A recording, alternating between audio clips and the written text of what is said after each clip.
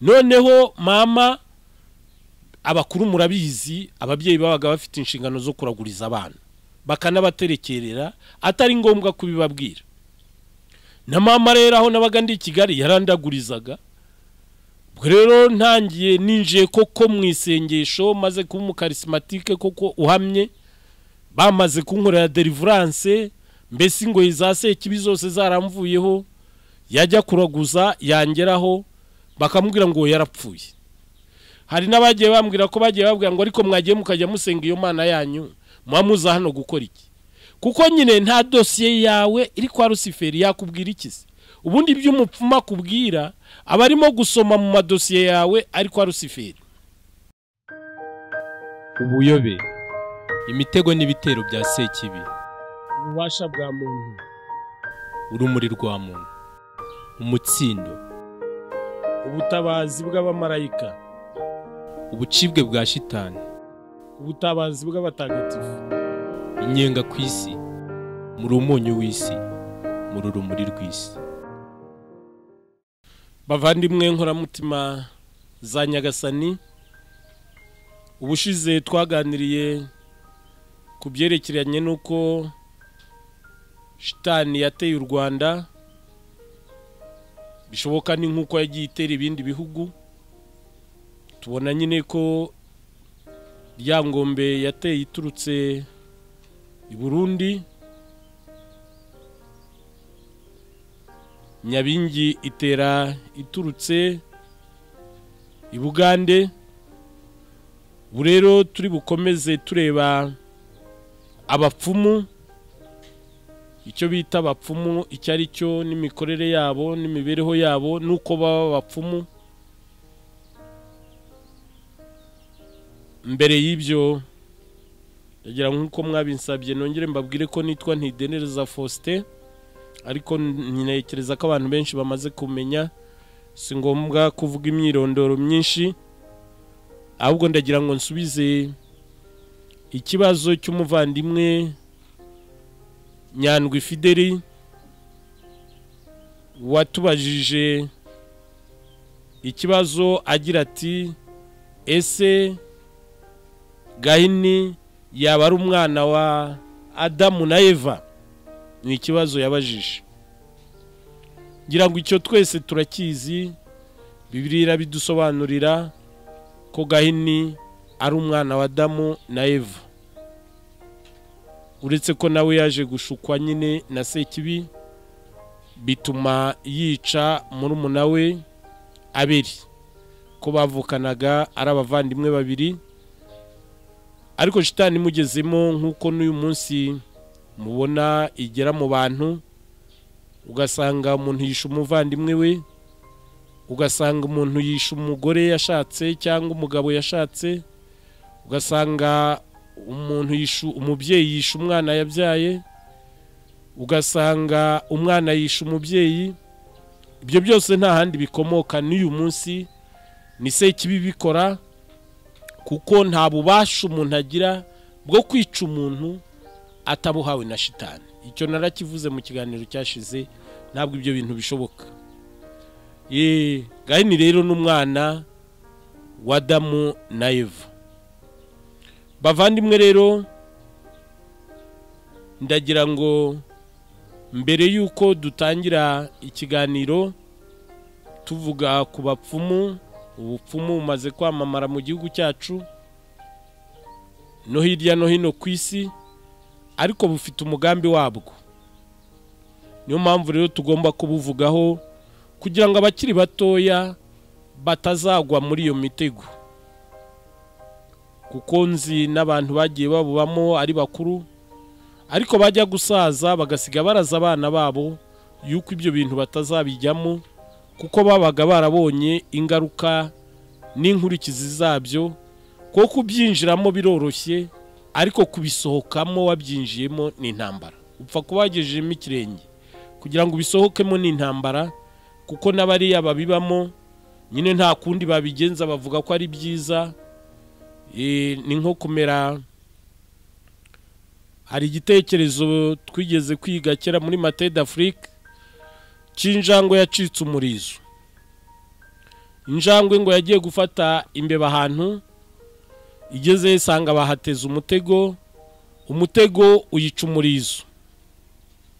Injangwe yibaza ukuntu izaba mu zindi zifite imirizo ariko yitagira umurizo, iricara iribaza birayicanga. Bigeze aho yigira inama, iravuga iti rero kugira ngo nzabane n'izindi mbonye uko ndi bubigenze, ndagenda mbwira izindi njangwe yuko impamvu tudafata imbeba nyinshi ari ukubera imirizo, kuko iyo tugiye gufata imbeba umurizo uranyeganyega imbeba zikiruka.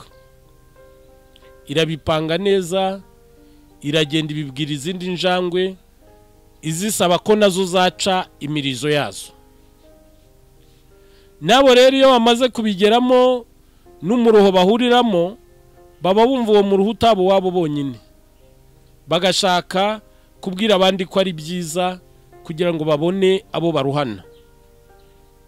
Niyo mpamvu rero abakiri bato tugomba kubaburira, ariko nkaboneraho no kubwira abantu bakuru cyane cyane ababibayemo ko bari bakwiriye gukangura abakiri bato bababwira ububi bwabyo, kuko barabuzi. Shitani irabashuka ngo ntibabivuge ngo ni amabanga, ngo uzamena amabanga yo mu murinzi ngo azapfa, ngo azagira gute. Usaho nahereye nyamena ko ntarapfa, wowe uzapfa kubera iki? Gusa imyaka ngezeho niyo napfa naba nishwe nuko namenya mu mabanga ya shitani. Shitani ntabwo mugomba kuyigirira ibanga, kuko ibanga ririmbura ntacyo rimaze. Eka rero nkuko bisanzwe dutangire twiyambaza umubyeyi Bikira Mariya wayitsinze kugira ngo natwe adufashe kuyitsinda. Ku izina ry'Imana Data na Mwana na Roho Mutagatifu, amina. Umubyeyi wacu Bikira Mariya ndagutumiye kugira ngo uzufatanye natwe muri iki kiganiro, utugire inama nk'umubyeyi kandi udusabire, utubwire n'uburyo wakoresheje kugira ngo utsinde shitani, kuko iyo utayitsinda n'umwana wawe ntabwo yari kuyitsinda. Natwe rero turi abana bawe, nk'uko mukuru wacu musaza wacu Yezu Kristu yatsinze kandi akadusezeranya ko natwe tuzatsinda. Ndagusaba kugira ngo uzuturere nk'uko wamureze, maze natwe tuzatsinde nk'uko yatsinze. Ndakuramutsa Mariya, wujine muhorana n'Imana, wahebuje abagore bose umugisha, na Yezu umwana wabyara asingizwa. Mariya mutagatifu umubyeyi w'Imana, urajya udusabira tw'abanyabyaha kuri ubu n'igihe tuzapfira. Amina. Ku izina ry'Imana Data na Mwana na Roho Mutagatifu, amina. Kristo Yezu akuzwe. Tubashimiye urukundo mukomeje kutugaragariza.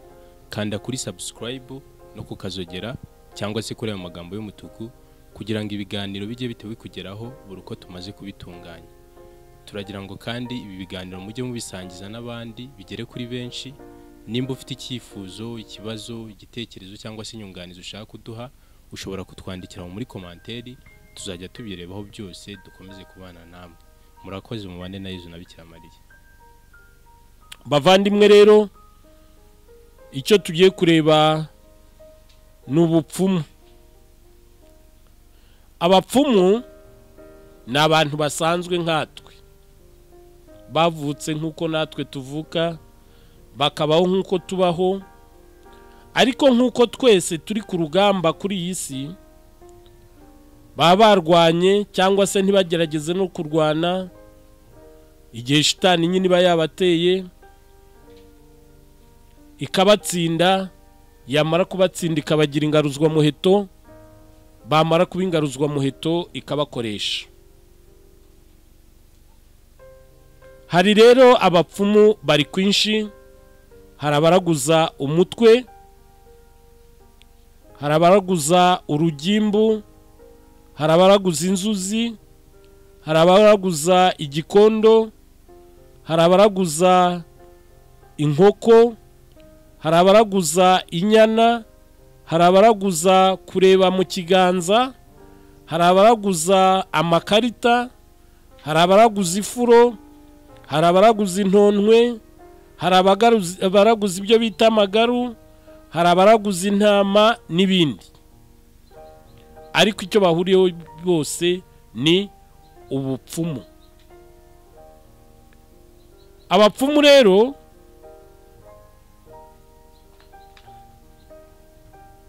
abapfumu biva ku nshinga gupfumura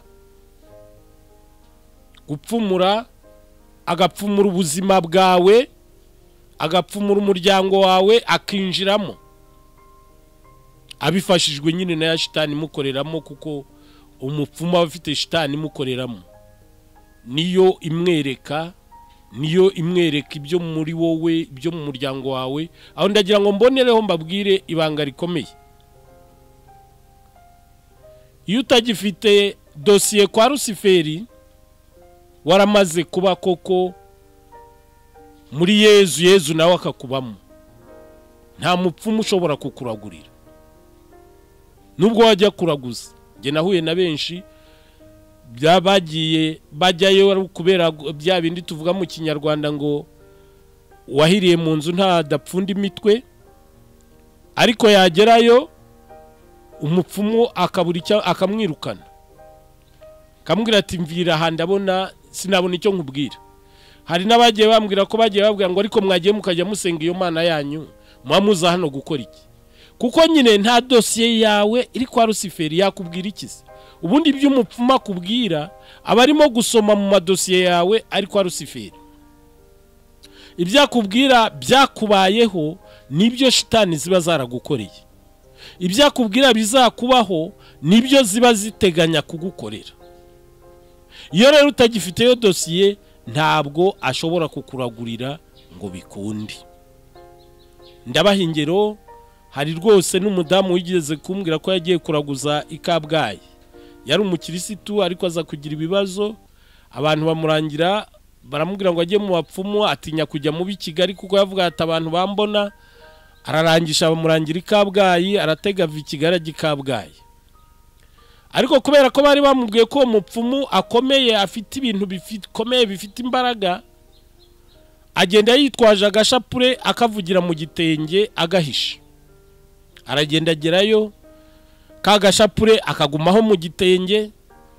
Umupfumu arahamagara ibintu bye, bigeze aho agiye kumva yumva umupfumu aramubwiye ngo mada, ngo ibintu byawe bimeze biti, ngo ibintu byawe ngo bimbere nk'umunsi umwe, ngo nagiye gushaka roho zo gukoresha mu irimbi ry'abapadiri Kabgayi, ngo ngiye kugera iruhande rw'irimbi, ngo hasohokamo ikigabo gifite nka metero 3 gifite inkota 2, kiranyirukankana inkota zakumuriro, ndiruka ngo cyari kinyishe, ngo none n'ibintu byawe niko bimeze, ngo mada ngo haguruka utahe.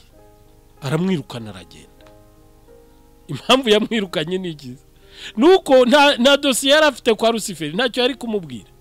Ikindi cya kabiri, iyo shapure yarushaga ububasha ibintu bye, ntabwo yari kubihamagara ngo bize, kandi uwo muntu arimo yivugira agashapure mu gitenge, ntabwo byashobokaga. Izo ni ingero mbaha, ni nkeya muri nyinshi nagiye muhura nazo, ndetse nababwira nanjye kuko nakuriye mu muryango utari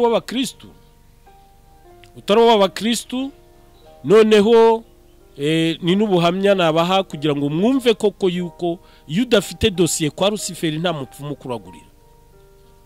Noneho mama, abakuru murabizi, ababyeyi babaga bafite inshingano zo kuraguriza abana, bakanabaterekerera atari ngombwa kubibabwira. Na mama rero aho nabaga ndi i Kigali yarandagurizaga. Rero ntangiye ninjiye koko mu isengesho, maze kuba umukarismatike koko uhamye, bamaze kunkorera deliverance, mbese ngo izase kibi zose zaramvuyeho, yajya kuraguza yangeraho bakamubwira ngo yarapfuye, ngo mwibagirwe yarapfuye, atoye atariho ari i Kigali, nejo bundi yaje ngo mwibagirwe, ntawe tubona, ntawe dufite yarapfuye. Ubwo icyaje gukurikiraho, mama yagize agahinda gakomeye, kuko mama yari inshuti yanjye ku buryo bukomeye. Ntabwo washoboraga gusanga ndi kumwe na mama ngo umenye ko ari mama. Twabaga dukina, dutera ububyara, dutukana ububyara, duterana imigeri, ntabwo wari kumenya ko ari mama. Noneho ibyo bintu bivaho, bimaze kuvaho, kuko hari ukuntu hari ibintu yari yaramenyereje. Iyo natahaga nkagera mu rugo, ingo za kinyarwanda bakuru barabizi uko zabaga zubatse, nageraga ku irembo nkareba utuntu nivugisha kugira ngo amenye ko naje. Yari afite ukuntu asohoka mu nzu abyina utubyino tw'utubyiniriro, ashayaya akaza akangeraho akampobera. Ibyo bintu byaranshimishaga, ibyo bintu bivaho. Noneho nkabona no kunsuhuza arampereza imitwe y'intoki. Ndibaza si umukecuru icyaha namukoreye cyatumye nzinukwa n'igiki. Ngibaza igihe kirekire kugeza ubwo nasabye konji ku kazi, aricyo gitumye nsaba konji, kuko nagerageje gushaka icyaha namukoreye kugira ngo musabe imbabazi, icyaha ndakibura. Noneho nsaba konji ku kazi, ndagenda njyayo, naharaye buracya mu gitondo, ndamubwira ndagushaka. Inzu zacu rero za kera ntabwo abantu bagiraga aho baganirira nyine ku buryo abandi batabumva. Ubwo namumanukanye ku gashyamba kandi munsi y'urugo turicara. Ndamubwira rero ngewe ikintu cyanzanye, nagize ikibazo. Uzi ukuntu nakuze turi inshuti, tuganira dukina bikanshimisha, nawe ukishima, nazo ukishima, nanjye nkishima, nkazataha nishimye. None nsigaye nza nkabona ufite agahinda. Nagerageje kwicara ndibaza ngo nibaza icyaha nagukoreye ngo usabe imbabazi, icyaha ndakibura. None nasabye konji, ndagira ngo umbwire icyaha nagukoreye ngo usabe imbabazi, ariko ubuzima bukomeze, twongere kugira ibyishimo nk'ibyo twari dufite, wishime nanjye nishime, nuko tugira ubuzima. Umukecuru araturika ararira.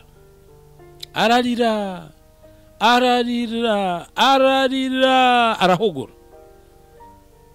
Bigeze arihanagura, araceceka. Maze kwihanagura ndamubwira numve rero twumvikana. Warira utarira nturi buhaguruka aha utambwiye icyaha nagukoreye, kuko nicyo cyatumye nsaba konje. Umukecuru arongera arashwanyuka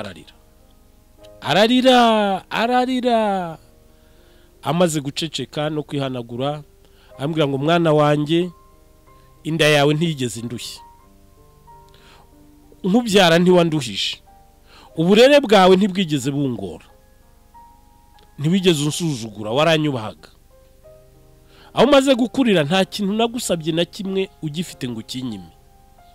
Ariko icyanteye agahinda nubu nkaba numva mfite intimba mu mutima, nuko nagiye njya guhanuza bakambwira ko utakiriho wapfuye. None uzagenda ugumiyo, sinshaka kongera kukubona, iyo nkubonye agahinda karanyica, intimba ikaza. Arongera arashwanyuka ararira. Uzagenda ugumiyo, sinshaka kukubona, iyo nkubonye ngira agahinda, ararira. Nuko arize, ubwo nahize numva ibyo ari byo ko yari yagiye kuraguza, arize ndaseka. Ndabwira mama, nawe urabizi umupfumu wakuraguriye n'umuhanga pe, kwa shitani narapfuye sinkibayo, byararangiye, ntuzongere no kujya kunshakirayo ko singihari, narapfuye byararangiye. Ariko dore kwa Yezu mpagaze, ndi muzima. Humura kwa Yezu ndi muzima. Nuko umukecuru mboneraho no kugenda mwigisha buhoro buhoro se kibizamukoreragamo nazimwirukanyemo muri 92. Ubwo wenda n'ubuhamya nzabaha ikindi gihe. Ariko icyo nashaka kubabwira nuko iyo udafite dosiye kwa Rusiferi ntawe ushobora kukuragurira. Binavuga iki kindi rero cya kindi muhora mutinya cyitwa amarozi. Nukuvuga ngo niba udafite dosiye kwa Rusiferi nta n'umurozi ushobora kukuroga. Yakuroga gukuye he?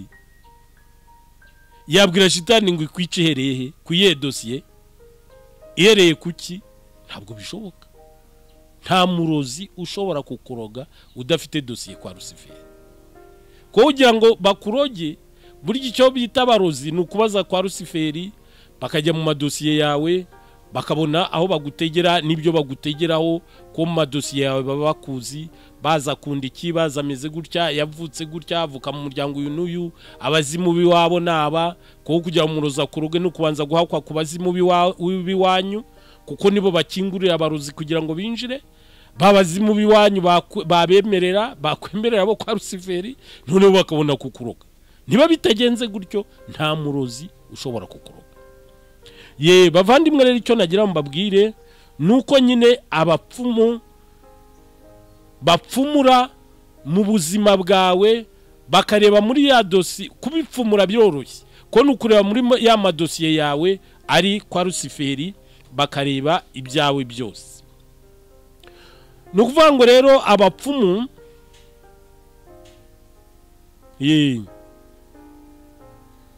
abapfumu icyo gihe bamaze gupfumura bareba ababiguteza, abakiriho cyangwa abapfuye. Abakiriho ubwo ari abarozi, abapfuye baba ari abazimu, abaguteza ibyago bikuriho cyangwa ibibazo abapfumu barabakubwira kuko biba biri muri dosiye. Baba ari abakiriho cyangwa se abapfuye kuko abarozi baba bari ku isi. Noneho bakakubwira n'ibyo wakora kugira ngo ibibi bikuriho bikuveho naho ibyiza bisohore. Nabibabwiye umupfumu biva ku ijambo gupfumura. Umupfumu rero aba yarapfumuye mu buzima bwawe, umupfumu aba yarapfumuye mu buzima bwawe akinjiramo. Nta muntu wapfuye ari mwiza uterekerwa. Nta muntu wapfuye ari mwiza uterekerwa kuko wamuterekera se umukurahe. Wapfuye ari mwiza aba yaragiye mu ijuru. Abaterekerwa nabagiye mu kuzimu. Wapfuye rero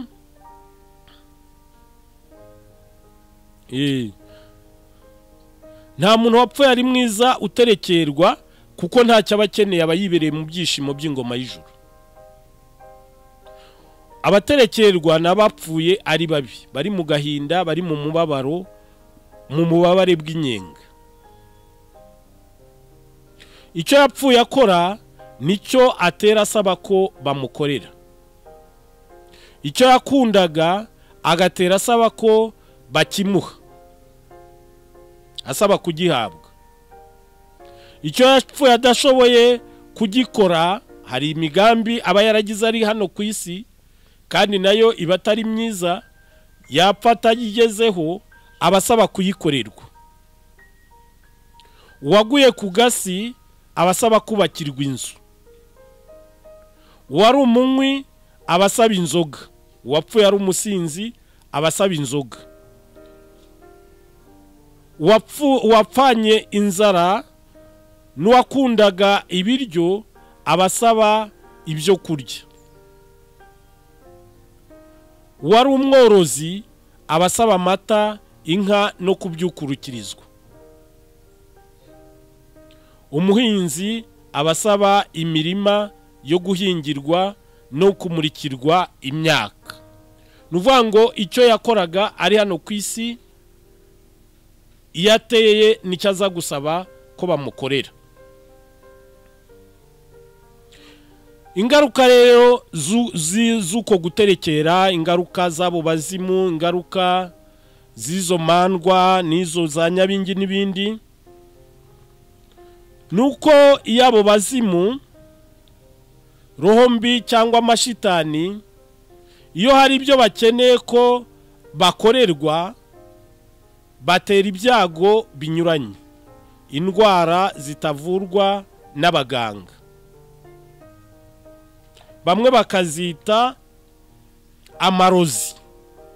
Bamwe bakazita amarozi kuko nyine iyo ugiye kwivuza kwa muganga bikakunanira uravuga uti barandoze, bakabyita amarozi. Abandi bagateza inzangano, ugasanga abavandimwe bararyana, abagore n'abagabo bararyana, abana n'ababyeyi bararyana, imiryango iraryana, ndetse ubu byarateye no mu miryango ya Gisiyo Gatolika, ugasanga abantu bararyana kandi barahujwe no gusenga.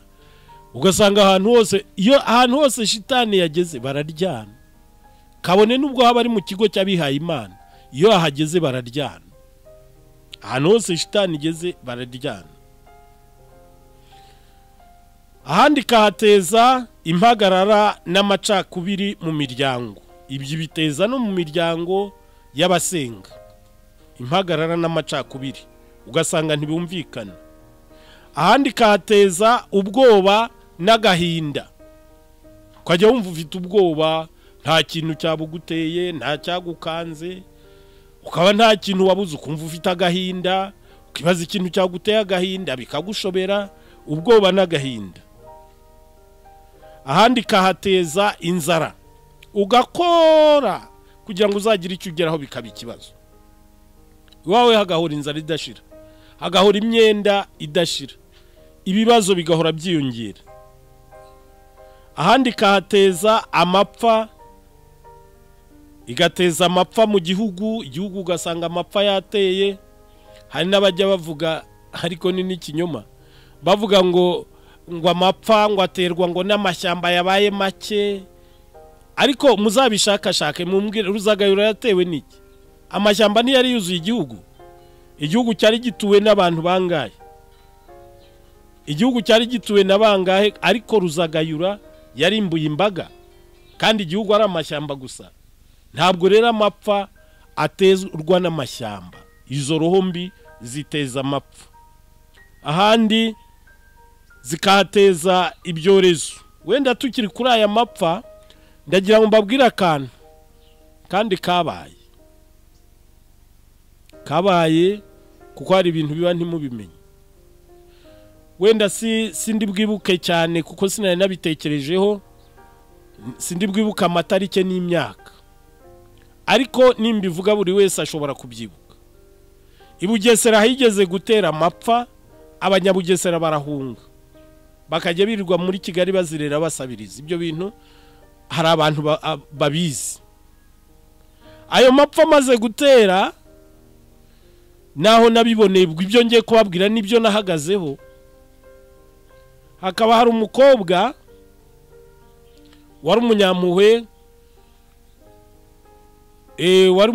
ku Kicukiro, ariko ajya ku Gisenyi, nabwo aba umunyamuhwe. Bucya abanyamuhwe yo ku Gisenyi baratubwira bati, hari wa mukobwa yaraje aba i Kigali ngo abana n'umuntu ni hariya ku Gitega mu nzu ngo basenga, muzaturebera ibyo bintu ibyo ari byo. Najyanyeyo n'umugabo witwa Rugaravu, tujyanwa n'umudamu witwa Specious. Tugerayo dusanga abo bantu bari baravuye mu nzu n'umugore babanaga, ibintu babishyira ku muhanda, nimbivuga abantu barabyibuka. Hari ishusho nini ya Bikira Mariya.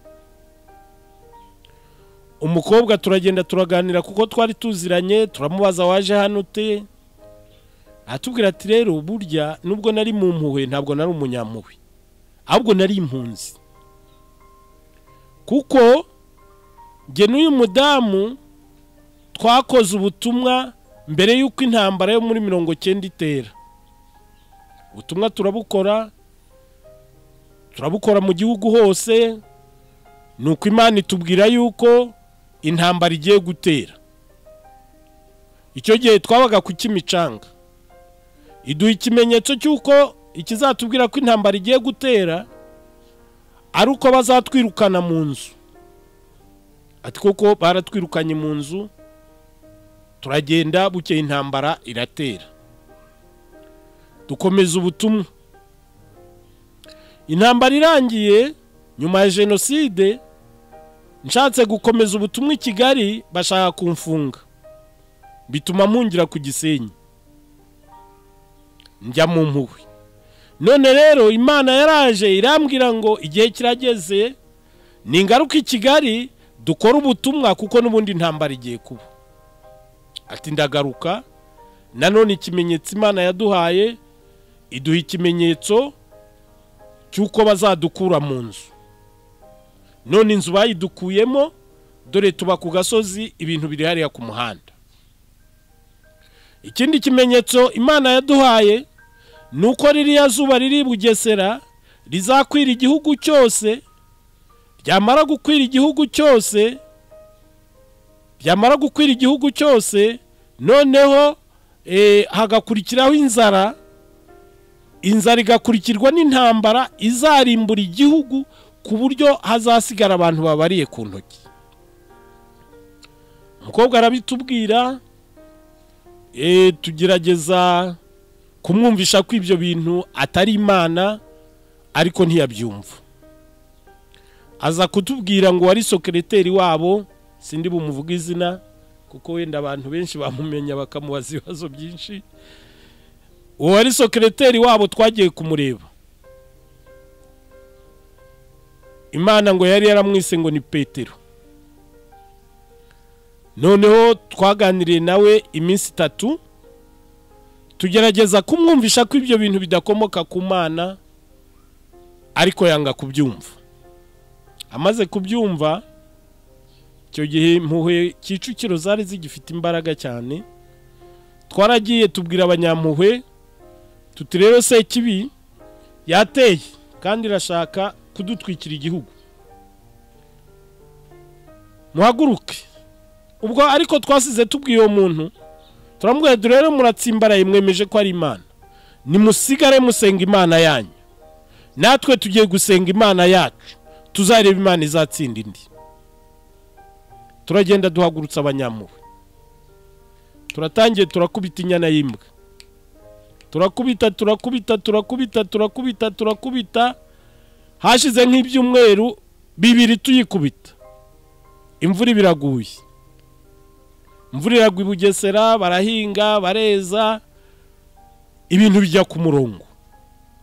Ibyo ni ibintu byabaye, mfitiye gihamya nahagazeho.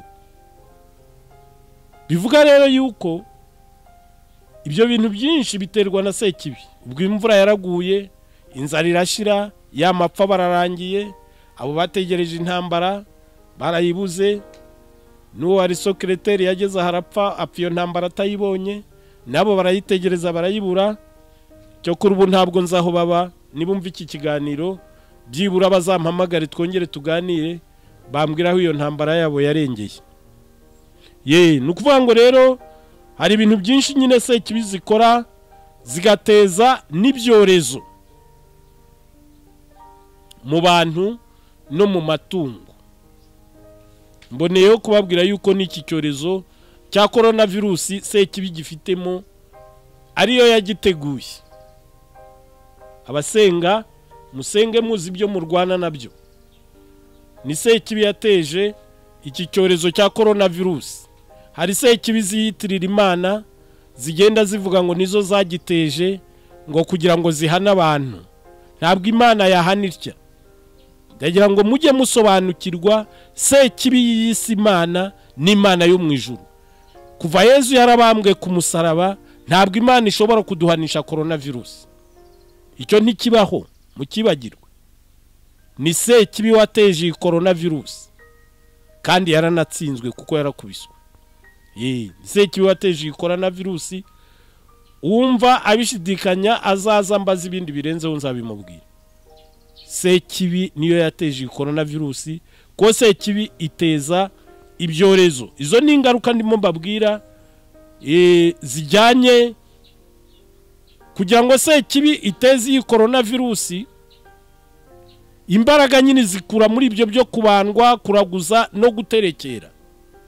Ikazikura mu busambanyi, ikazikura mu gukuramo inda, ikazikura mu bujura, ikazikura mu bwicanyi, ikazikura no mu bakristo basenga bikuza, aho kugira ngo bumve ko icyubahiro ry'Imana, ahubwo bagashaka yuko ari bo basimbura Imana. Hose shitani hakura imbaraga zo guteza ibyo byose.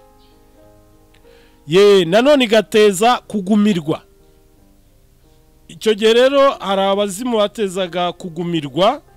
Ibyo byo ndimo ndavuga ingaruka zijyanye n'ibyo byo kubandwa no guterekera. Harimo kugumirwa, abasore n'inkumi bakagumirwa. Kugumirwa ni ukudashaka, ugasanga umukobwa nta kibazo afite, ni umukobwa mwiza, ugasanga afite n'imico myiza ndetse n'umuryango mwiza, ariko ukazasanga yabuze umubaza izina. cyangwa n'umuhungu ugasanga araho nta ibyo gushaka nta n'ibyo atekereza mu buzima bwe kandi ntacyo abuze. Hakaba rero n'ubugumba, umuntu agashaka ariko ntabyare, ugasanga ni ingumba kandi yajya kwa muganga bapima bagasanga ibyangombwa byose arabifite, nta burwayi afite ntaki, ariko kubyara bikanga. Hakaba rero no gukuramo inda, ugasanga umuntu buri gihe arasama inda zivamo. Ndibuka hari umuntu twigeze guturana ku Gishushu, murambabarira kuko sinshobora kujya mvuga amazina y'abantu, ariko mvuga ibintu kuko ntabwo si umuco wa kiliziya kwandagaza abantu, ntabwo kiliziya yabidutoje. Noneho araza turaturana, mu guturana bukeye akuramo inda. Akuyemo inda nk'umuturanyi nyine nagiyeyo kimwe n'abandi bose. Hanyuma tugiye gutaha nk'umukristo ndababwira nti mugabanye radio dusenge. Navuze kugabanya radio, umugabo nyir'urwaho kugira ngo agabanye radio ahubwo yongera volume. Yongereye volume, nahise mbona ko ari igikomere afite, ariko ntibyambujije gusenga. Ndasenga, isengesho ndarisoza, ndataha. Bukeye umugore aza kundeba, aza kunsaba imbabazi, arambwira ati rwose narinje kugusaba imbabazi, biri umugabo wanjye yagukoreye ntabwo ari ubugome, si n'urwango, nta n'icyo mupfa, ahubwo nibikomere afite, kuko iyi nda nakuyemo ni ya 5. Maze gukuramo inda 5, kumubwira rero ko Imana ibaho, ntabwo kumubwira Imana mbese ntibishoboka.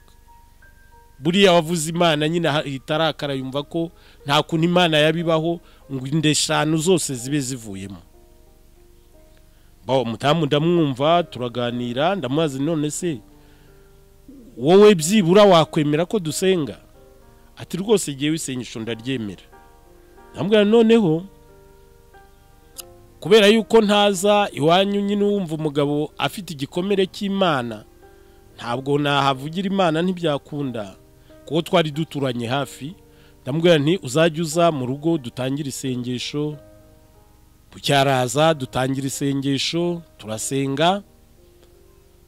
Hashize igihe arongera arasama, amaze gusama ndirakura. Ndibuka rimwe nibwo nanyuze ku irembo iwe, arampamagara ati Faustin, ati ko numva nanone mu nda ntameze. Nambwira nti Yezu waramumenye. Icyo nashaka no kumenya Yezu, wamenye Yezu uhamagara Faustin, ahubwo hamagara Yezu. Je urampamagara ngo ngirene, hamagara Yezu. Mudamu aragenda arasenga. Igihe cyarageze, ndibuka rimwe hari mu gitondo nko mu masaa 11 n'igice ngiye hanze, mbona umugabo aramanuka, hari akayira twamanukagamo k'imiyenzi. Abo twari duturanye ku Gishushu barahazi nyine, hari hatarajya amazu agezweho. Noneho mubona amanuka muri ako kayira, dukubitanya amaso, mbona arasetse. Asetse kubera ko ntari mbimuziho, ndikanga, nibaza ikintu kibaye, nawe arabibona ko nikanze. Ahita ambwira ngo Faustin, ngo reka twabyaye. Ni nuko n'Imana ishimwe. Nuko ubwo rero abaho ubundi umva bafite abandi bana bagera nko kuri 5 cyangwa 6, bigaragaza yuko ya shitani yababuzaga kubyara yari yatsinzwe. Ni ukuvuga ngo rero shitani iteza gukuramo inda. Hari rero no guteza intambara mu bihugu ndetse n'ahantu hose. Burya intambara zose ni ikintu narahirira zitezwa na shitani. Nta shitani, nta muntu ushobora gupanga intambara ngo ayikore. Abantu bavuga ubutwari bakagira gute, ariko muzabaze intambara zitezwa na shitani. Intambara zibereyeho kurimbura abantu, ntabwo Imana yapanga ikintu kirimbura abana bayo. Intambara zitezwa na shitani. Ibyo nabyo uzashaka kumbaza uko intambara zitezwa na shitani, azaza bimbaze nzabimusobanura muhe n'ibimenyetso kuko birahari. Hari ibimenyetso byinshi bibigaragaza, kandi muzarebe iyo batangiye kwimika iby'ubupfumu nibwo muzajya mwumva imyuka y'intambara yabaye myinshi hirya no hino, kubera ko shitani bayagize imbaraga. Ni kuvuga ngo abantu bashyira ubupfumu imbere nubwo baba batabizi, kuko n'abana b'Imana ntacyo nabashinja, nta bugome bundi baba bafite. Bamwe baba barabirazwe n'ababyeyi babo bari ngombwa ko babikora, abandi shitani ziba zarabagwatiriye, ahubwo tuba dukwiriye kubasabira kugira ngo bave kuri iyo ngoyi, kuko ntabwo babikora bazi ubugome bwazo. Nubwo bazi nta kundi babigenza, kuko iyo zamaze kubagwatira bakora iki se ko bagomba kuzikorera? Iyo atazikoreye zimukorera iki? Zishobora kumurimbura, zikarimbura umuryango we, zishobora kumukubita. Mujya mwumva babyivugira abapfumu kuri za YouTube n'ahandi bavuga bati natwe ziradukubita zikatumanika. Ndumva hariho nigeze kubona kuri YouTube avuga ati iyo ukosheje ziragukubita zikakumanika ahantu.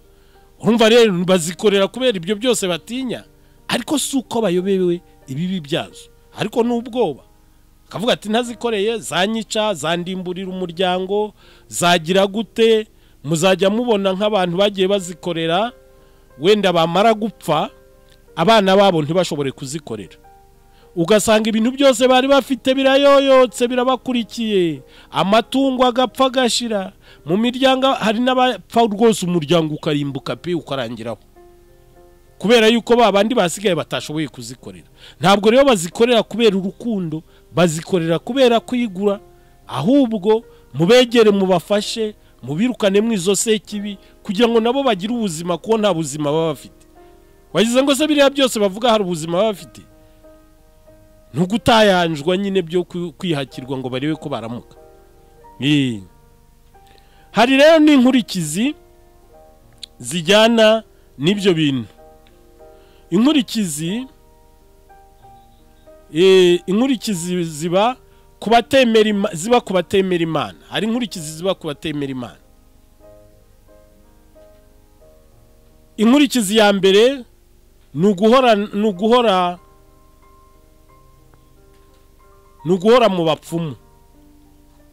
Nyina abatemera Imana bahora mu bapfumu, ko buri munsi ziba zabateye, uyu munsi zikaguteza ibyago, ejo zikaguteza indwara, ejo bundi zikaniga umwana, ubutaha zikaniga ihene, ubundi zikaniga inka, ubundi zikakubuza kugira icyo ku buryo usanga nyine ubuzima bwarabaye ubupfumu. Uva kuri uyu mupfumu ujya kuri uriya, bakurangira undi hariya, bakurangira undi mu Gisaka. Hari n'abambuka bakajya za Tanzania na za Kenya, nagiye mpura nabo.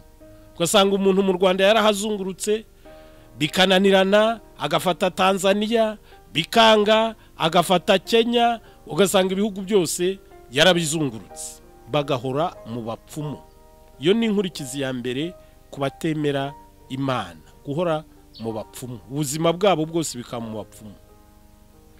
Indi nkurikizi ya kabiri ni uguterwa ubwoba, kuko zihora zibatera ubwoba, bahorana ubwoba. Isazi yaguruka ati buriya nabayohereje, yabona imbeba yinjiye mu nzu ati buriya barayohereje, yabona umuntu akumva umuntu avuze ati buriya nijyaje kureba, uwinjiye atarabuzanye. Ku buryo nta mahoro na make abantu baba mu bapfumu bajya bagira, bahorana ubwoba, zibateza ubwoba. Indi nkurikizi ni uguhorana urwango. Burya baba buzuye urwango birenze urugero, kuko ajya kuraguza bati ni umuturanyi wawe ubiguteza, kuko shitani nyine ibereyeho guteranya abantu. Ntabwo ishobora no gutinya kukubwira ko ari so cyangwa nyoko kukuroga. Ugasanga imiryango yaranganye, ni mukuru wawe, ni umuvandimwe wawe, ariko aho ngaho ndagira mbabwire n'ikindi kintu abantu batazi shitani ikoresha. Burya iyo shitani ziri mu muryango ziba zizerera, ziva mu rugo zijya mu rundi, ziva mu rugo zijya mu rundi. Uwo zisanze afite intege wese zigusha, zigira gute.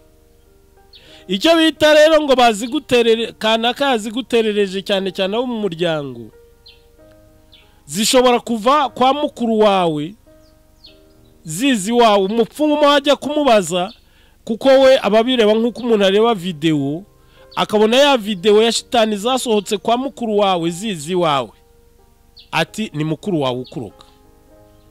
Cyangwa akabona ya video zasohotse kwa so cyangwa kwa nyoko zizi wawe, ati ni sukuroga cyangwa ni nyoko kuroga. Cyangwa kwa mukuru wawe cyangwa kwa murumuna wawe, kuko nayo ma video baba bareba zizerera. Ndibuka ngewe nkunda kuvuga nibyo nagiye mpagararaho ko mama nababwiye ko nazimwirukanyemo muri 92, ariko uko yagendaga agira intege nke yaje kugeraho ananirwa gusenga. Bukeye musaza we kubera yuko we atari yarabivuyemo akiri muri ibyo byo kuraguza no guterekera, kuko burya umuntu bibamo ziba zimugendaho ari uruhuri, aho agiye hose ziba zimugendaho zimukurikiye, mbese ari nk'abajepe bamugendaho. None rero musaza we aza kumusura, aje kumusura umva zaje zimuherekeje, ariko si kuvuga ko musaza we yarabizi, ntabwo abizi. Aje rero amazi iminsi ahavuye, bukeye njya gusura mama. Ngezeyo nkimusuhuza turaganira, arambwira ati urabizi nti, ati wanza kanyana yimbwa karagarutse, kuko muzajya mwumva mvuga ko shitani ari nyana yimbwa, ntandi nabikuye, ni mama we yise nyana yimbwa. Ati wanza kanyana yimbwa karagarutse, ati nsigaye numva akantu kanderanja, ati wasanga ni nyana yimbwa yagarutse. Ndamuseka ndamubwira ni wa mukecuru, ariko ntabwo uzajya umenya ko ushaje, uzajya wumva za rubaga impande n'ibiki byose ngo ni nyana yimbwa. Mubwiye gutyo haratuza turiganirira bisanzwe, haranabyibagirwa ko mama icyo namukundiraga nubwo yabaga yababaye, iyo wamubwiraga akantu kamwe byahitaga birangira. Noneho ariko bucya ngaruka i Kigali, ndabyibuka nayo ngeze mu buriri ari saa 4 z'ijoro, nibwo nibutse ndavuga ariko iyo babawe buse uriya mukecuru nabona ngiye ntamukoreye isengesho, nubwo umutima wanjye nuvaga nta kibazo afite, nubwo nta kibazo afite ntazagira ngo naramusuzuguye. Ndabyuka ndambara ndagenda njya muri shambure ye, ndamukangura yarasinziriye, ntangira isengesho. Ubwo rero ntangiye isengesho, kanyana yimbwa mugani we gatangira gusakuza, karavuga ngo erega ndi nta budakeba yari mukuru we wari warapfuye, ngo erega ndi nta budakeba, ngo naje mperekeje Rukwavu yari musaza we, ngo naje mperekeje abo wenda bavuga kuko nabi wacu nta kibazo, abandi bose mvuga amazina yabo kuko bo nta nkurikizi nta kibazo biteye, umwe nabi wacu, ngo naje mperekeje Rukwavu, ngo nuko ngo niryamira iruhande rwe, ngo nge numva ubushyuhe bw'umuntu, ngo ariko rero ngo ntabwo nashakaga kumwica. Ubwo rero ndagakubita kavamo karagenda. Kabaze kugenda rero nibwo nyine musaza we yagiye aza kumusura, twahurira tukamuseka, tukavuga tutakano kawe twaragakubise kariruka, tukabiseka nyine kuko nahinze ibyari byo. Ariko urumva yaza kuba nk'umuntu utazi iby'amaroho, yari kuvuga ngo ni musaza we wa murozi, cyangwa nk'ubwe yajya kuraguza bari kumubwira bati ni musaza wawe wa kurozi. Nibyo mu Kinyarwanda bita kuroga, ugasanga inzangano zabaye inzangano, kandi ari amashitani asanzwe azerera mu muryango, kubera ko umupfumu yabonye ava kwa kanaka ajya kwa kanaka, ati ubwo niwe wa kurozi. Ibyo bintu mujye mubimenya kuko birabateranya kandi bikabarimbura. Ntabwo rero byatumye nta nubwo byatumye bangana na musaza we, kuko mama nawe yaramaze kumenya iby'amashitani. Icyo twabwiraga musaza we nuko gusa yanze kuva muri ibyo bintu. Nukuvuga ngo rero ziteza ibyo bintu, ugasanga abantu barahora mu bapfumu, nizo nkurikizi, ugasanga zirateranya abantu bagahora mu nzangano. Nta muntu ujya mu bapfumu utaba wuzuye urwango, nta numwe. Uzabigenzura n'ubwo wamubona seka inyuma agira gute, ariko mu mutima biba bicika, kuko hari igihe abavuga ati uyu duseka niwe ejo uzandoga. Icyo nanone izindi ngaruka biteza kutagira inshuti wizera, kuko iyo ugiye kuraguza bakubwira ko ya nshuti wizeraga ariyo yakuroze, ko shitani nyine bishaka guteranya imiryango. nazo ni izindi ngaruka, ugasanga umuntu ntagira inshuti yizera. Ikindi izindi ngaruka biteza ni ibitero bya shitani bidashira, buri munsi zikaba zakugabyeho ibitero, kuko nyine ziba zizerera aho ngaho. Ni nk'umuntu mbese muba mwarabaye inshuti, iwawe ziba zijagata. Uko zijagata rero ni bya bindi mu Kinyarwanda bavuga ngo umuntu atanga icyo afite, ziguha icyo zifite. Icyo zifite se ni igiki? Ni ibyo byago, ni ibyo bibazo, ni iki? Kuko uko zibaho niko umuryango zibamo nawe ubaho. Uko zihora ziryana, umuryango zibamo nawo uhora uryana. Izo ni ingaruka. Ibitero rero bya shitani bikaguhoraho. Iyindi ngaruka, ubaho utariho, kuko burya hari ikintu abantu bita kubaho ariko atari ukubaho. Burya iyo udafite amahoro, ntugire ibyishimo, ntabwo uburiho. Nta mahoro y'umutima, nta byishimo, udahura n'umwana ngo museke, udahura n'umugabo cyangwa umugore ngo museke, udahura n'umuturanyi ngo museke, ntabwo uburiho. Ubaho utariho. Uburiho utariho. Mu yandi magambo, uba warapfuye uhagaze. Ndibuka hari umuntu nigeze kwakira, nawe nyine nababwiye ko ntavuga amazina. Yaraje, noneho yarafite shitani nyine zamuzengereje, araza. Wenda icyamuzanye nuko ubundi yari umuhereza w'Ukaristiya. Yajya kuri alitari gufata Ukaristiya ngo agaburire abakristu, agashya. Yarashyaga. Iyo yageraga kuri alitari yarashyaga. Agira ngo munabone nyine ububasha buba buri kuri alitari. Yagera kuri alitari agashya. None yaje kutureba afite icyo kibazo, avuga ati ariko kuki ngera kuri alitari ngashya? Ubwo rero dutangiye isengesho, nibwo se kibi zari zimurimo, zo zaranasakuzaga, zasakuje nyine zivuza induru, zivuga yuko ari ikiyoka cyo mu nyanja. Twarazikubise zimuvamo. Zimaze kumuvamo nibwo mu kuduha ubuhamya yatubwiye ko kuva avuka, kandi yari afite imyaka hafi nka 60 ngereranije, ariko aratubwira ati kuva navuka sindaseka. Ndagira ngo ahantu muhitondere, sindaseka. Sindumva hari umuntu nkunda. Sinshobora gutaha ubukwe, sinshobora kujya mu birori, sinshobora kujya mbese mu bintu bishimishije. Kandi biramambu ikintu gikomeye, kubera guhora ameze gutya, abantu baramushyize mu rwego rw'abatagatifu. Kubera guhora yitwaye gutya, batazi ibimurimo. Nuko turazikubita zimuvamo, ziragenda. Noneho nukuvuga ngo rero izo ni ingaruka ziba muri ibyo bintu, kubaho utariho, kuko urumva nk'ubwo ntiyarariho. Zimaze kumuvamo, ndibuka ikintu cya mbere yatubwira atayiwe, atari ko muzi ko nsigaye nishima, muzi yuko nsigaye ntawe ubukwe, atumva gutabukwe ni byiza, nkaganira n'abantu, atuba abantu mu miryango yacu ntasuraga nsigaye mbasura. Ibintu byinshi ubona agurukira mu kirere, mbese yarasaze, yumva noneho atangiye kubaho. Kuko atangiye kubaho kuko ntiyarariho.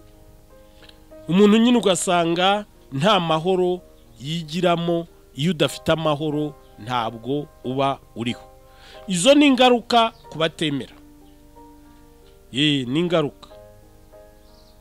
Hari rero n'ingaruka kuba kazuya, ingaruka inkurikizi ni ingaruka ni kimwe ziba kubemera Yezu Kristu ariko bakazuyazi. Babandi Yezu abwira ngo shyuha cyangwa ukonje, kuko nibura akazuyazi ngiye kukuruka. Ugasanga uriho urasenga, kuko hari ibintu abantu bitiranye. Kwicyo gihe ntubunasenga, nari mbivuze nabi, uvuga amasengesho ariko mu by'ukuri udasenga, uvuga amasengesho. Ko gusenga nuko amasengesho ajyana n'ibikorwa, ariko niba uvuga amasengesho gusa ubura akazi uyazi. Yezu rero yavuga ngo shyuha cyangwa ukonje, icyo abavuga ngo buwanjye cyangwa ubu wa shitani bigira inzira, ariko wowe kudukina twembi, ngo mu gitondo uburi iwanjye, saa sita uburi kwa shitani, nimugoroba ugaruka iwanjye, ejo mu gitondo uri kwa shitani, ugasanga twembi uradukina, urimo kudukina nk'uko abana bakina biyi. Kavuga rero hitamo, ubu wa shitani birangire nkubure nkwibagirwe, cyangwa suzi wanjye tubane shitani kwibagirwe. Shitani kwibagirwe, ngo ntawe ukeza abami babiri. Hari rero abo bantu bakazuyazi, ngiye kubereka nabo ingaruka zibabaho. Ya mbere harimo gucika intege zo gusenga no gusoma ijambo ry'Imana. Ugasanga ubeshwaho n'isengesho aho mwahuriye mu ikoraniro, ugaheruka isengesho ryo mu kiliziya. Hari abakristo benshi uzajya ubona wagira ngo Imana yabiba ku kiliziya, ariko iwabo mu rugo ugasanga ntayihagira. Wagera iwabo mu rugo ugasanga nta n'ukora ku kimenyetso cy'umusaraba. Ndibuka hari umupadiri wigeze kudusetsa, aratubwira ati hari umwana nabajije ngo niko mwango iwanyu iyo mugiye kurya papa babwira ngo iki? Ngo papa aratubwira ngo atake. Kugira ngo bakore ikimenyetso cy'umusaraba basenge, ngo babwira ngo atake. Icyo gihe aratubwira ati ese yabwira ngo atake, aba yagize ngo muri shandotire. Ugasanga rero hari abantu Imana yabo ni nk'aho bagenda bakayisenga ku kiliziya, bakayisiga mu kiliziya, bagataha bakazagaruka kuyisenga nyine baje mu kiliziya. Ugasanga isengesho reka da, iwabo mu rugo nta sengesho, aho uri nta sengesho, nta gusoma ijambo ry'Imana. Ugasanga Bibiliya barazitunze, ariko ntube wamubaza ngo agushakire umurongo runaka muri Bibiliya. Ugasanga ahantu henshi isengesho ry'umuryango ryaribagiranye. Bavandimwe, ndagira ngo mbabwire ko Imana idashobora gutura ahantu batayisenga. Niba iwawe nta sengesho ry'umuryango rihaba, umenye ko nta Mana ihari, ko ntabwo Yezu ashobora kuba ahantu batamusenga, Imana Data ntishobora kuba ahantu batayisenga, Roho Mutagatifu ntashobora kuba ahantu badasenga. Icyo kintu rwose mukimenye. Kandi Imana ntabwo izashimishwa nuko uza kuyisanga ku kiliziya kandi wewe warayirukanye iwawe. Ubwo urumva bizayishimisha ko muvuga ngo murasenga, ngo mukagira ngo turasaba ntiduhabwe, ntitugire. Nibyo Yezu yavuze ngo murasaba ntimuhabwe kubera ko musabana. Imana wayirukanye iwawe urajya kuyisabira ku kiliziya? Ahubwo burya abanyarwanda barabahanga, bo baravuga ngo uyambariza kwishyiga ikagusiga ivu. Iwawe warayirukanye ariko uyisanze ku kiliziya, Mana ndashaka kumpa ibi, ndashaka. Ubwo si igushubije ngo wanyirukanye iwawe, wayibwira ngo. Usanga rero bene abo bantu bakazuyazi nyine baba bafite izo ngaruka z'ibihango baba baragiranye na shitani. None igihe bya bihango batarabivanaho, bakiruka ngo bagiye gusenga. Indi ngaruka ya kabiri ni ukuzerera mu madini. Ugasanga uyu munsi yavuye muri kiliziya, yagiye mu Aporoso, yavuye mu Aporoso, yagiye mu Yehova, yavuye mu Yehova, yagiye mu Adventiste, yavuye mu Adventiste, yagiye mu Arokore, yavuye mu Arokore, yagiye mu Islamu. Aho hose agenda ashaka Imana yarayibuse, kuko hayishakira ntabwo ari hwiri. Ndagira ngo mbibutse yuko Imana yaturemeye ngo tube ingoro zayo. Niba warayimye umutima wawe, urajya kuyishakira mu nsengero uzayihasanga, ntayo uzabona. Ntayo uzabona. Imana ishaka gutura mu mutima wawe, ishaka gutura mu rugo rwawe. Urugo rwawe rukaba kiliziya ntoya. Niba rero aho ngaho uyihimye, ikindi ahandi uzayikura ni he? Ndibuka hari umupadiri wigeze kutwigisha kera ndi umwana, birambabaza kuko yatubwiye akanyamaswa ndakibagirwa, ngiye kuvuga ibyo gakora uzakamenya azakanyibutse ko narakibagiwe nari umwana. Ariko yatubwiye ko ako kanyamaswa iyo kamaraga gusorekara kahumuraga umubavu mu kwaha. Umubavu muri iki gihe niwo twita parufe.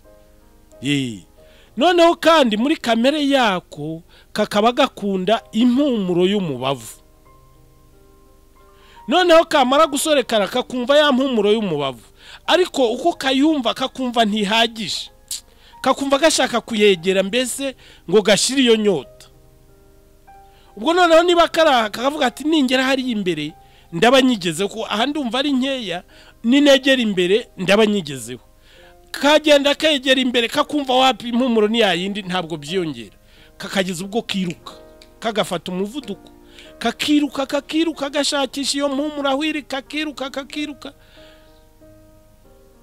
ubwo ntikongere kurya ntikongere kunywa, kugeza ubwo kaza gutagangara n'inzara n'inyota kakikubita hasi. Naho igihe karimo gasamba kenda gupfa, ko muzagenzura utunyamaswa twose iyo turimo dupfa dushyira umutwe mu kwaha.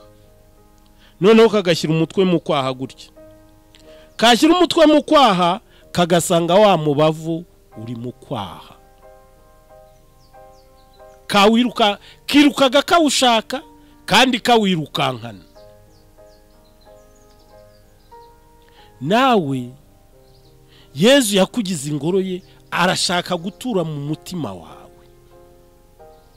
Wowe ukiruka ujya kumushakira mu madini no mu bindi byose, no mu mashyamba, no mu butayu, no mu mazi, no mu buvumo, n'ahandi hose ngo ugiye kumushaka, uzarinda upfa utamubonye. Ntawe uzabona. Niba waramwimye umutima wawe ukamwima urugo rwawe ngo aruturemo, uzarinda upfa utabonye Yezu, kuko Yezu ashaka kumusenga mu mutima wawe, mu mutima wawe. Ni ukuvuga ngo rero abo bantu bakazuyazi bagira iyo ngaruka yo kudasenga, yo kugorana, gora bafite inyota yo gusenga ariko ntibabishobore, kuko badashobora gusabana n'Imana no gusoma ijambo ry'Imana. Ugasanga rero bahora bazerera mu madini, mu butayu, mu mazi, mu buvumo, ngo bagiye gushaka Imana bayishakiraho itari. Ugasanga bahorana urwango, kuko abo ni muri babandi nyine nabo birirwa bahura na babandi babapfumu bashyashya bitwikira ijambo ry'Imana, babaragurira ngo babaroze, ngo bagize gute, nabo bahorana urwango kubera ubuhanuzi bahura nabwo bubabwira yuko babaroze. Buriya buhanuzi nta kindi buba bugamije uretse kugukamuramo urukundo, ko shitani irabizi neza yuko Yezu adashobora gutura mu mutima uri mu urwango, nk'uko nayo idashobora gutura mu mutima uri mu rukundo. Nukuvuga ngo rero wa mutima ishaka guturamo igomba kuwukamuramo urwango. Iyo imaze kuwukamuramo urwango, kuwukamuramo urukundo plutôt nayo nibiye, iyo imaze kuwukamuramo urukundo ntabwo Yezu ashobora kuwuturamo. Icyo gihe urundamo urwango, ikaza ikicara, ikanepa, ikishima nyine, kuri rwa rwango niho yicara ikishima, ubundi kahavoma imbaraga zo guteza amakuba yose umuryango wawe n'ibyawe byose kaba yabirimbura. Abo bakazuyazi nabo ibateza icyo kintu cyitwa urwango, bagahorana urwango. Kubura ukwemera gushyitsi, ugasanga umuntu aravuga ngo yemera Imana ariko ukwemera kwe ugasanga kutuzuye, kuko ukwemera niko gukora ibintu byose. Ntushobora gusenga Imana udafite ukwemera, ntushobora kwirukana shitani udafite ukwemera, ntushobora gusabira umurwayi udafite ukwemera, ntushobora gusabana n'Imana udafite ukwemera. Icyo gihe rero usanga bene abo bantu baragize ingaruka zo kubura ukwemera gushyitse, no gukira ntushobora gukira udafite ukwemera. Na Yezu aho yakizaga yarababwira ngo genda ukwemera kwawe kuragukijije. Kubura ukwemera, kubura ukwemera. Muri uko kubura ukwemera rero ushobora no kuzunguruka amasengesho aho basabira abarwayi n'iki, indwara yawe ukajya uyijyana ukanayitahana kubera ko nta kwemera ufite. Kuko abasenga basabira abafite ukwemera, abemera bagakira, abatemera bagatahiraho. Kubura ukwemera gushyitse, guhora witotombera Imana. Mana wampoye iki? Mana kuki ibingibi ari bye bibaho? Mana wandemeye iki? Mana mbese ugasanga Imana yabaye umwanzi wawe kandi ukavuga ngo urasenga Imana. Nzi Imana y'umwanzi wayisenga ute? Ibibi byose shitani gukorera ukabiterura ukabigereka ku Mana. Ukabigereka ku Mana. Ukumva ko Imana ari igukorera ibibi byose. Ugasanga shitani niyo wahinduye Imana, kuko shitani bari umwere imbere yawe. Imana ariyo wahinduye shitani. Mana yaguhoye iki se? Yishaka aho kugira ngo ikureme igukorere ibibi, hari wayifashe mu ijosi ngo ikureme. Yakuremye kubera kwigukunda, ariko kubera uburangare shitani yagufashe bugwate, ikugira umucakara. Yatangira kuguhondagura warataye Imana. Muzagende musome umugani w'umwana w'ikirara, nibwo ibyo bintu muzabyumva. Iyo wamaze gutandukana n'Imana, nyine shitani iraguhondagura ugahora witotombera Imana. Guhorana agahinda, abantu bakazuyazi muzasanga bahorana agahinda kandi basenga, nta byishimo bashobora kugira, kuko ibyishimo tubikura kuri Roho Mutagatifu. Kubura amahoro y'umutima, nabo babura amahoro y'umutima kimwe na babandi nyine batemera Imana. Kubura ibyishimo, ugasanga umuntu ahora hekenya amenyo. Guhora mu bitero bidashira, kuko abo nabo shitani bahozaho ibitero bidashira, kuko ibigamije kubigarura burundu. Kurarukira mu biyobyabwenge n'ibindi byose bitandukanye umuntu n'Imana. Izo rero ni ingaruka ziba ku bantu bakazuyazi. Ziba ku bantu bakazuyazi. Abantu rero bafite ukwemera gushyitse, abantu bafite ukwemera gushyitse ntabwo izo ngaruka bahura nazo. Mu kiganiro gitaha tuzahera ku bafite ukwemera gushyitse, turebe uburyo batsinda ibyo bigeragezo, bagatsinda ingaruka za shitani, bagatsinda ibyo bishuko, bagatsinda ibibi byose kubera ukwemera gushyitse. Kugira ngo rero dusoze, ndagira ngo nanone twongere twiyambaze umubyeyi Bikira Mariya adufashe kumva no gusobanukirwa icyo twakora kugira ngo tuve mu kazuyazi, tuve mu batemera, ahubwo tujye mu bemera, tuve mu kazuyazi tujye mu bafite ukwemera gushyitse, kugira ngo dushobore gutsinda urugamba turwana na Sekibi yadutereye isi, tuyirukane ku isi yacu, kandi tuzabe dufite icyizere cyo kuzabana n'umucunguzi mu bwami bw'ijuru.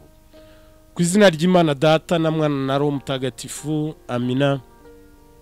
Umubyeyi wacu Bikira Mariya, ndagutumiye kugira ngo uze dufatanye gusabira abana bawe, kwirukana roho mbi zibabuza ukwemera, zibabuza kwegera Yezu Kristu, zibabuza gukunda Yezu Kristu no gusabana nawe.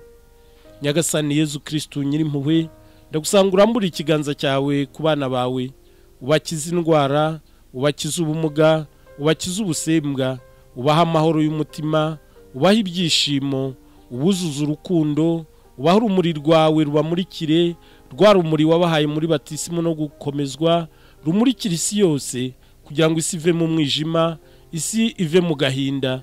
Ndagusanga uramburira ikiganza cyawe Nyagasani, indwara z'ibyorezo zihagarare, amakuba hagarare, intambara zihagarare, n'ibindi bibi byose Sekibi yatezaga ku isi.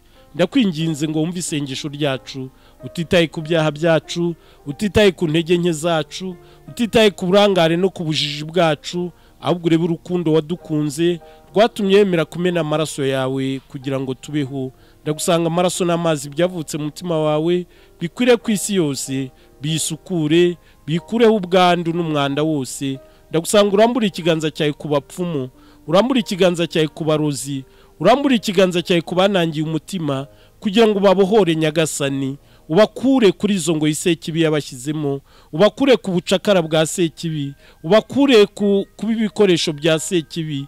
Urambura ikiganza cyawe Nyagasani, kubo Sekibi yashyize mu mashyirahamwe yayo, kubo yashyize mu madini n'amatorero n'ibyumba byayo, kugira ngo babohore Nyagasani, ubagarure mu kwemera, ubaha imbaraga, ubaha ubutwari, ubahe gutsinda ibigeragezo, ibishuko n'imitego ya nyakibi, ubibutse yuko ari barumuna bawe, ubibutse yuko ari bashiki bawe, ubarwanira intambara kugira ngo batsinde Nyagasani.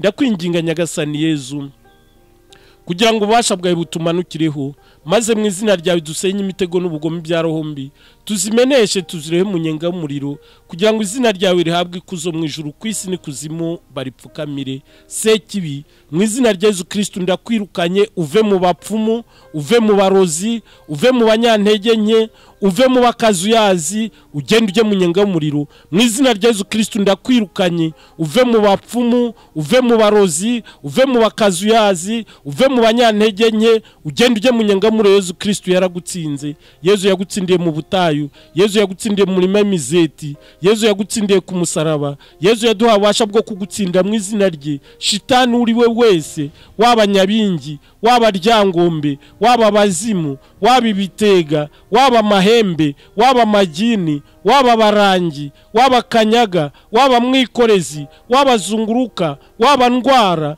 waba gitero, waba gitwaro, waba ubasha bwo mu kuzimu, waba ubasha bwo mu nyenga, icyo uri cyo cyose ndakwirukanye mu izina rya Yezu Kristo, ugende ujye mu nyenga y'umuriro. Ububasha bwawe bwatezaga abasore n'inkumi kugumirwa ndaburimbuye mu izina rya Yezu Kristo.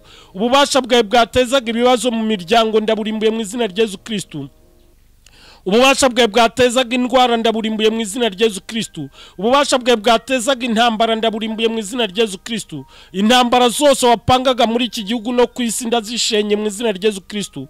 Intambara zose wapangaga muri iki gihugu no ku isi ndazishenye mu izina rya Yezu Kristo. Intambara zose wapangaga muri iki gihugu no ku isi ndazishenye mu izina rya Yezu Kristo. Ububasha bwawe bwatezaga indwara z'ibyorezo ndaburimbuye mu izina rya Yezu Kristo. Indwara zawe ndazirukanye mu izina rya Yezu Kristo. Indwara zawe ndazirukanye mu izina rya Yezu Kristo. Indwara zawe ndazirukanye mu izina rya Yezu Kristo. Imitwe idakira watezaga abantu ndayirukanye mu izina rya Yezu Kristo. Imigongo watezaga abantu ndayirukanye mu izina rya Yezu Kristo. Agahinda watezaga abantu ndakirukanye mu izina rya Yezu Kristo. Ishyari n'inzika watezaga abantu ndabyirukanye mu izina rya Yezu Kristo. Inzangano watezaga mu miryango ndazishenye mu izina rya Yezu Kristo. Ububasha bwawe bwateraga amakoraniro y'abasenga ndaburimbuye mu izina rya Yezu Kristo. Ububasha bwawe bwateraga imiryango ya Gisiyo Gatolika ndaburimbuye mu izina rya Yezu Kristo. Ububasha bwawe bwateraga bihaye Imana ndaburimbuye mu izina rya Yezu Kristo. Ububasha bwawe bwateraga bihaye Imana ndaburimbuye mu izina rya Yezu Kristo. Ububasha bwawe bwateraga bihaye Imana ndaburimbuye mu izina rya Yezu Kristo.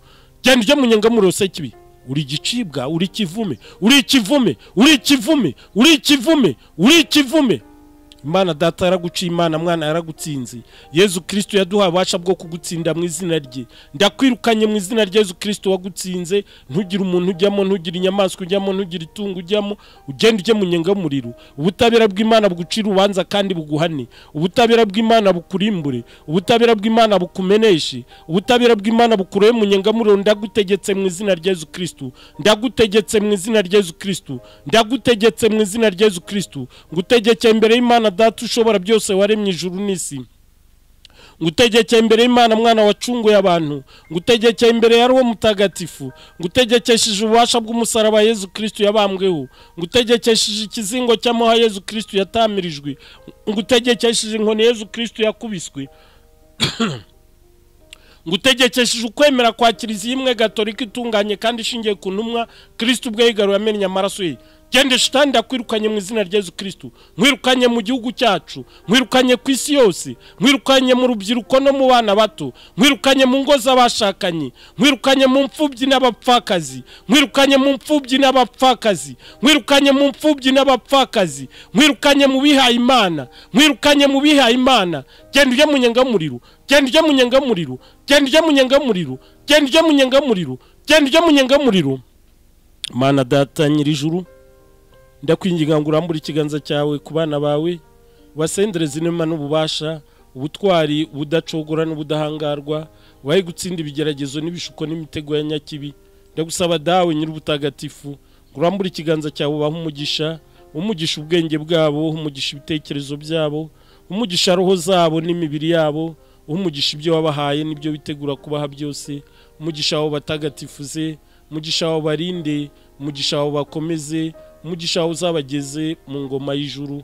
Mubyeyi w'impuhwe Bikira Mariya, ndagusanga udutwikiriza igishura cy'ubusugi bwawe, uturinde imitego ya nyakibi, utube hafi, uturengere, udusabire kugira ngo dushobore gutsinda nk'uko Yezu Kristo yatsinze. Bikira Mariya nyir'impuhwe, wibuke ko nta wigeze kumva ko wasubije inyuma waguhungiyeho, agutakambira ngo umurengere umusabire.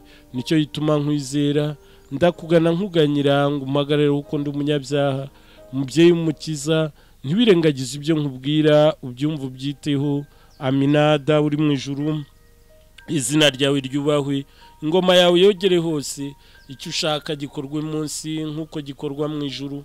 Ifunguro ridutungura iduhe none, utubabare ibicumuro byacu nk'uko natwe tubabarira abaducumuyeho, ntuduterane mu bitwoshya, ahubwo dukize icyago. Amina. Kuko ubwami n'ububasha n'ikuzo ari byawe Nyagasani iteka ryose. Amina. Niyubahe Imana Data na Mwana na Roho Mutagatifu nk'uko bisanzwe iteka, niwowe n'ubu n'iteka ryose. Amina. Ku izina ry'Imana Data na Mwana na Roho Mutagatifu. Amina.